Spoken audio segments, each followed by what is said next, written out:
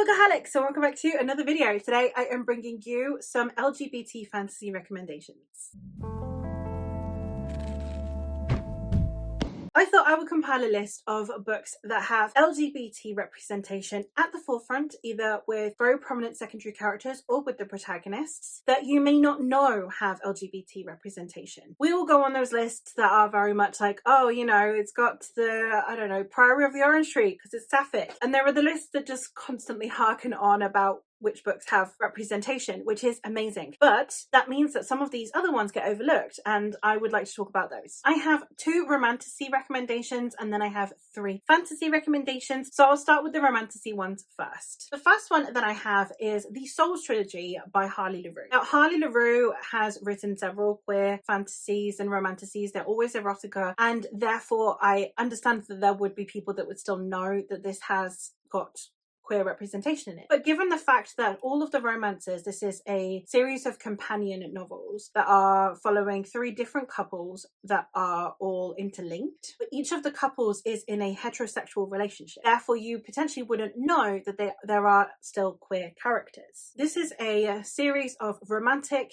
erotic novels between a human girl and a demon. In the first one, we are following Ray, who is a young woman who is returning to her parents' hometown, and she does these kind of like paranormal investigation things. So she decides that she wants to have a crack at doing this demon summoning from a grimoire that she happens to find, and then she accidentally summons a demon, and therefore it has released him from his previous master, who was cruel and was trying to capture girls to sacrifice them to awaken this evil sleeping god that lives below the city. In the second book, we are following Juniper, who is accompanied by another demon that she has summoned to exact her revenge on the people that tried to sacrifice her to this god, and then turns out sacrificed her brother in her stead. And the third book is following the daughter of this family who are doing the sacrificing to awaken this god, who is protected by a demon before her father attempts to use her witchy powers. Every single one of the men in this series are all either bi or pan. It's not identified which one. There's no specification. They don't use terminology. They just kind of are willing to sleep with anything. So we have these 3 bi/pan protagonists, love interests, and then of the 3 protagonists, one of them is at the very least bisexual. I do not know about the other 2. So we have a lot of bi-pan representation in this series, which even though they are in heterosexual romantic relationships, there is also a sexual relationship between 2 of the men. So there is a lot going on, and it is on page, so it's not just, oh, they're queer, but it's never actually mentioned. There is mentions of past relationships with same-sex couples, etc. So they are pan, and it is on page. Another one that is possible that if you've heard of this series, then you will know that it's queer, but you may not have heard of the series. And that is anything by Zaya Feli. Zaya Feli tends to write male-male romance fantasy. The first series of hers that I read was the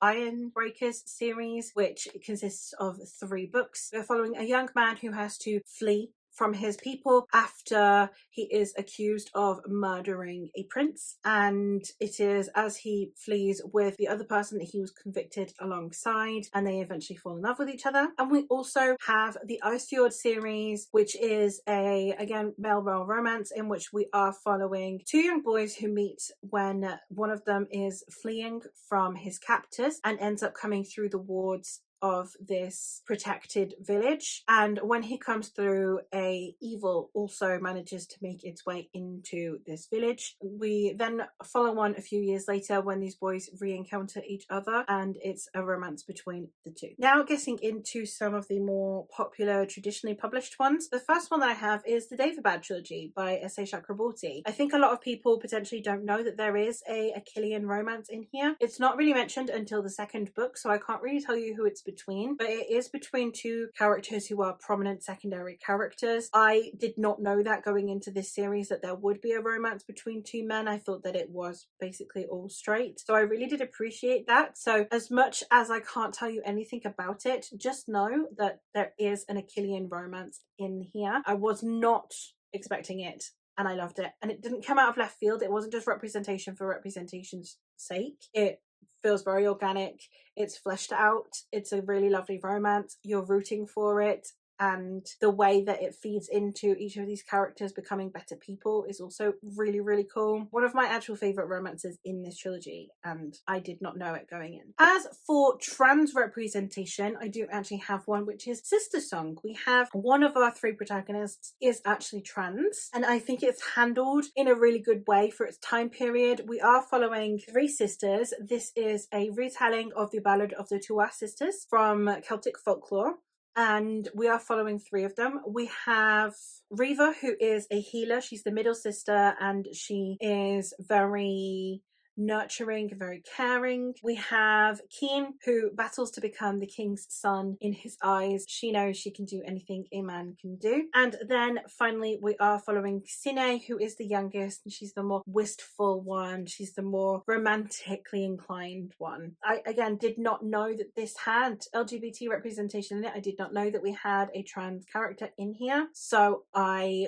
very much appreciated that, and I think again the way that it was handled within the narrative I think was done really well, because it didn't just have this like magic solution, it was still just tackled in the same way as you would tackle any other trans narrative, and I thought it was done really well. And the last one that I have is the Ines Thea duology. Both books in this series have tons of queer representation. Pretty much everyone I think in this book is bi or pan. I think everyone is just up for anything and is in love with pretty much anyone, and I really appreciated that. We have a couple of instances of polyamory as well, and then in the sequel Lady Hotspur, it's everything is sapphic. All of the girls are just all gay, and I love it. We have a lot of at the forefront characters and on-page iterations of relationships between same-sex couples, which I think again were handled really well. It was just kind of also a very queer normative society, which, you know, you get married to someone of the opposite sex mostly for reproductive reasons, but there's not really any kind of severe consequence of being gay, which I thought was really good. And for the most part, I just think that if you're really wanting to get your queer epic fantasy fix, this series is definitely a go-to.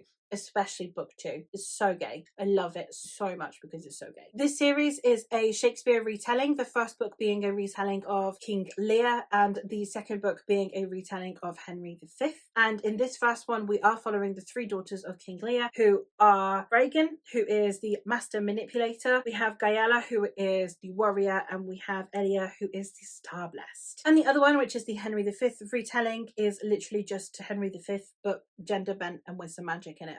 Literally that. Every single character is female in that, I think, apart from like 2. And I love it. It's amazing. Would highly recommend. And there you have it. Those are some recommendations for some LGBT books maybe you did not know had LGBT representation in them. But that is all for me for today. So thank you ever so much for watching, and I will hopefully catch you in another one soon. Bye!